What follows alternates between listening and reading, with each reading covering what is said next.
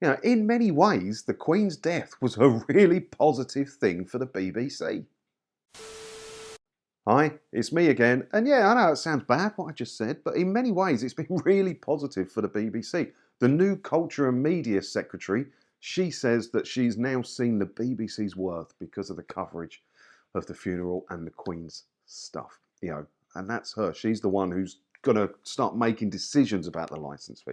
And even previous BBC bashers like Jeremy Clarkson here, he's seen the value of the BBC thanks to the Queen.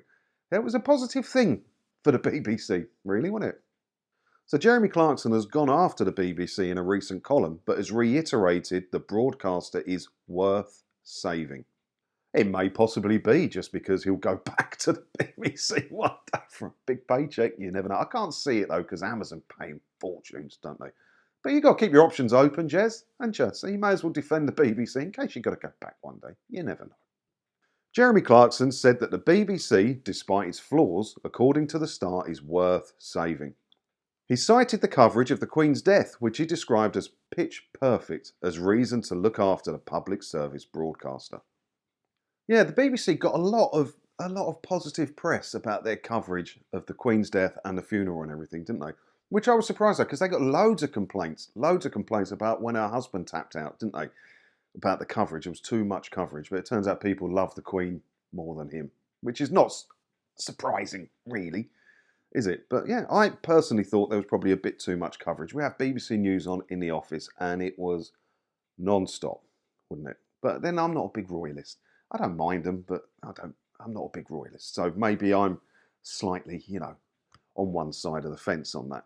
But loads of people came out and said the BBC have done a great job, and they really fight for the BBC. They can see the BBC's worth now. It's a shame this didn't happen closer to 2027, really, wouldn't it? Because the new Royal Charter would have got signed off straight away, wouldn't it? Guess we'll see on that one, eh?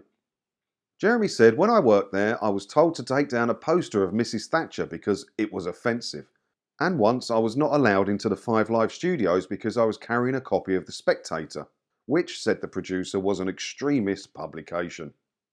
Yeah, you hear this a lot from people. You're not allowed to have too many of your own views. And Jeremy had loads of problems with the BBC, didn't he? He was always complaining about how many meetings there were and stuff like that. It's just time wasting, isn't it? But, if someone, he has been against it for a while, hasn't he, Clarkson? He has been saying negative things about the BBC for a while. He even told us how they bury some of the presenters' top salaries because the top presenter or the top paid presenter on the BBC at the minute is Lineker, getting 1.3 million a year.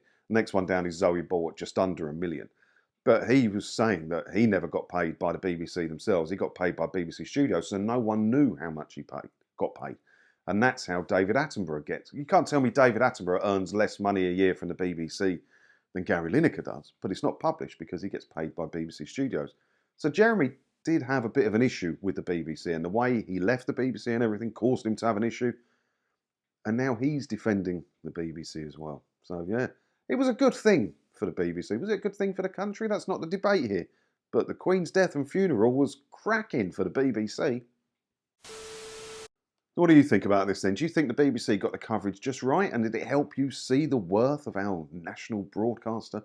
Me personally, no. I don't see why any other channel couldn't have covered it the same or better, that we don't have to pay directly. But you know where I stand on the BBC, right? This ain't breaking news to you. Let me know what you think down in the comments below. And again, sorry for the blurry background. Everything's still in my mum's dining room.